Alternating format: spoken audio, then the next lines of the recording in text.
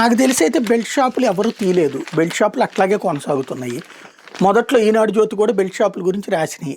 ఆ తర్వాత వచ్చేటప్పటికి పవన్ కళ్యాణ్ బెల్ట్ షాపులకి నేను వ్యతిరేకం అన్న తర్వాత దాన్ని డౌన్ ప్లే చేస్తూ బెల్ట్ షాపులు లేవన్నట్టు కలరింగ్ ఇవ్వడం ప్రారంభించారు. ఇప్పుడు ఈ వార్త చూస్తే మరీ విచిత్రంగా ఉంది. కూటమి ప్రభుత్వం అనుసరిస్తున్న మద్యం విధానంలో విమర్శలకు అవకాశం లేదట.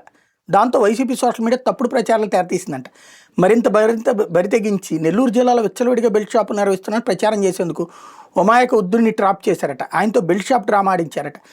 అధికారికంగా నిర్వహిస్తున్న మద్యం దుకాణం నుంచి 5 మద్యం బాటిల్ కొనుగోలు చేయించి వాటితో బెల్ట్ షాప్ డ్రామా ఆడించి దాన్ని షూట్ చేసి సామాజిక మాధ్యమాల్లో ప్రచారం చేశారు. తన వీడియో సామాజిక మాధ్యమాల్లో ప్రచారం కావడంతో సదరు వృద్ధుడు వాస్తవం ఏంటో వెల్లడించారు.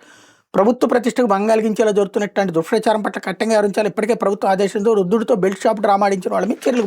అంటే బెల్ట్ షాప్ గురించి అతను ఏదో మాట్లాడాడు అన్నటువంటి పాయింట్ని సోషల్ మీడియాలో వైరల్ అయితే దానికి ఇప్పుడు సోషల్ మీడియా వాళ్ళ మీద కేసు పెడదాం అంతే తప్ప ఈ బెల్ట్ షాపుల మీద కేసు కాదు. బెల్ట్ షాపులు తీసేయడం కాదు.